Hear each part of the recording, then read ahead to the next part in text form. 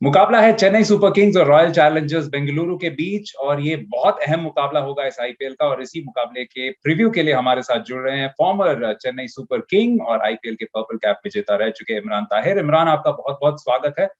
काफी कड़ा मुकाबला देखने को मिलेगा क्योंकि दोनों टीमों का फॉर्म थोड़ा सा अलग अलग चल रहा है। आरसीबी काफी खराब फॉर्म से गुजर रही है और चेन्नई सुपर किंग्स महेंद्र सिंह धोनी के वापस आने के बाद पिछले मैच में बहुत करारे जीत के बाद इस मैच में आ रहे हैं। जी बिल्कुल, दोनों टीमों के लिए बड़ा इम्पोर्टेंट मैच है और चेन्नई के लिए इस हिसाब से इम्पोर्टेंट है क्योंकि वो अगर एक भी मैच हारेंगे तो वो फिर बाहर निकल सकते हैं। तो मगर वो जीत के साथ हारे हैं तो कॉन्फिडेंस है उनके अंदर। जिस तरह आपने मेंशन किया कि आरसीबी जो है 3 मैच हारी है, तो उससे उनका थोड़ा कॉन्फिडेंस लो होगा। लेकिन मैं ये समझता हूँ कि चेन्नई को उसी तरह खेलना चाहिए जिस तरह वो पिछले मैच में खेले थे। पॉजिटिव रह के खेलना चाहिए और उनके ओपनर्स ने बड़ा अच्छा किया था। तो मैं ये समझता हूँ बड़ा कांटेदार मुकाबला देखने को मिलेगा। लेकिन मैं समझता हूँ कि चेन्नई इसमें ज्यादा हावी होने के चांस हैं उनके।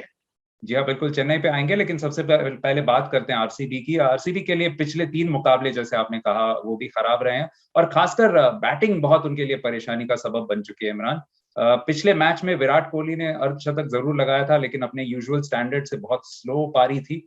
तो काफी सारे प्रॉब्लम पॉइंट्स हैं जिन्हें वो इम्प्रूव करना चाहेंगे। कप्तान फाफ डुप्लेसी का भी फॉर्म उतना अच्छा नहीं चल रहा। ग्लेन मैक्सवेल भी पिछले कुछ मैचों में शांत रहे हैं।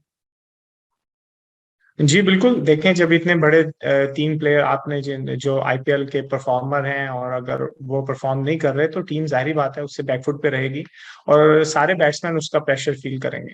तो मगर मैं ये समझता हूँ कि जो दिनेश कार्तिक ने अपना रोल बड़े खूबी से निभाया है इस टीम के अंदर, कि वो हर टाइम पे इनको इस सिचुएशन से निकाल के ले जाते हैं। तो मैं ये समझता हूँ कि उनके ऊपर बहुत बड़ी रिस्पॉन्सिबिलिटी होगी अगर इन तीनों में से दोबारा कोई नहीं चला।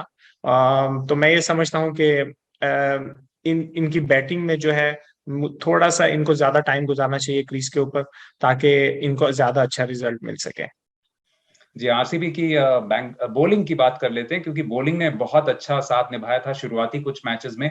अब तक जॉश हेजलवुड और वनिंदु हसरंगा सबसे बड़े इनके स्तंभ रहे हैं गेंदबाजी में। लेकिन अगर बाकी गेंदबाजों पर देखें, हर्षल पटेल पिछले सीजन का फॉर्म फिर से रिप्लेस नहीं कर पा रहे हैं। और दूसरी तरफ अगर आप देखें, शाहबाज अहमद भी ज्यादा विकेट नहीं ले गए। मोहम्मद सिराज थोड़ा सा हॉट एंड कोल्ड ब्लो कर रहे हैं। तो ये ऐसे नाम हैं जो परफॉर्म अगर करें तो आरसीबी के लिए बहुत फायदा होगा। जी बिल्कुल, आप ठीक कह रहे हैं कि मेरा ख्याल है इनमें एक बॉलर और ऐसा है जिसको थोड़ा सा स्टेप अप करना चाहिए। और जिस तरह आपने पटेल का जिक्र किया, क्योंकि वो परफॉर्म करते आ रहे हैं, बड़े सीनियर बॉलर हैं।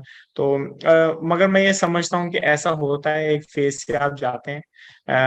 लेकिन वो अपना रिदम कभी भी पकड़ सकते हैं क्योंकि एक्सपीरियंस है उनके पास। लेकिन मैं समझता हूँ कि दूसरे जो यंगस्टर्स हैं उनको थोड़ा सा स्टेप अप करना चाहिए। सिराज, जिस तरह आपने बताया, हॉट एंड कोल्ड है, लेकिन वो आप उनसे अच्छे की तवक्को कर सकते हैं क्योंकि he will give you everything whenever he comes to ball. तो मैं समझता हूँ कि इनके जो 2 सीनियर बॉलर हैं, जो हसरंगा और आपने हेजलवुड की बात की है, वो अपना रोल बड़े अच्छे तरीके से निभा रहे हैं, जो कि बड़ा अच्छा साइन है आरसीबी के लिए। चलिए चेन्नई की बात करते हैं। पिछले मैच में सनराइजर्स हैदराबाद के खिलाफ बहुत अच्छा परफॉर्मेंस था और जिस तरीके से उनके ओपनर्स ने खासकर परफॉर्म किया। ऋतुराज गायकवाड़, आप हमेशा उन्हें बहुत अच्छी तरह से रेट करते हैं, 99 पे आउट हो गए थे, थोड़े से अनलकी थे। और डेवन कॉनवे, उन्हें खिलाया गया क्योंकि ड्वेन ब्रावो चोटिल थे और इसी वजह से नहीं खेल पाए थे। तो वो एक चेंज बिल्कुल टॉप पे काम किया है, उसी को बरकरार रखना चाहेगी टीम। जी बिल्कुल, मैं समझता हूँ कि उन्होंने अपॉर्चुनिटी जो है दोनों हाथों से ग्रैब किया है। डेव कॉनवे ने उन्होंने बड़ी शानदार बारी ली है।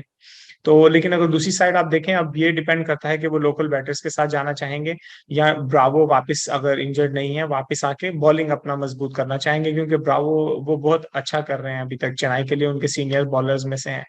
तो अब ये डिपेंड करता है कि वो ऑन ऑन अ डे किस कॉम्बिनेशन के साथ जाते हैं। लेकिन मैं समझता हूँ कि डेव कॉनवे डिजर्व करते हैं अपने स्पॉट के लिए। और एक खिलाड़ी जिसकी बात कर लेते हैं, क्योंकि पिछला जो मुकाबला था इन दोनों टीम्स के बीच, अगर हिस्टोरिकली भी देखें तो चेन्नई का एक लोहा रहा है, खासकर रॉयल चैलेंजर्स बेंगलुरु के ऊपर। पिछले मैच में उन्हें बाहर रखना पड़ा था। तो क्या वो वापस आपको लगता है कि 11 में आ सकते हैं किसी एक मिडिल ऑर्डर प्लेयर की जगह, या तो रॉबिन उत्थपा या अंबाती रायडू की जगह? देखिए, मैं नहीं समझता कि वो टीम को चेंज करना चाहिए, क्योंकि आप जीत के आ रहे हैं तो मेरा ख्याल है आप उसी तरह ओवरसीज में आप चेंज कर सकते हैं। लेकिन अगर वो किसी की जगह आ सकते हैं तो वो उन्होंने 1-2 बारी बड़ी अच्छी ली है इस आईपीएल में। लेकिन मैं समझता हूँ कि सेम कॉम्बिनेशन के साथ जाना चाहिए। चलिए, आपने शुरू में ही कह दिया था कि पलड़ा थोड़ा सा भारी है चेन्नई सुपर किंग्स का। देखेंगे इस मैच के बाद। आपके एनालिसिस के लिए बहुत बहुत शुक्रिया इमरान। आप देख रहे थे ESPN Cricinfo T20 time out Hindi.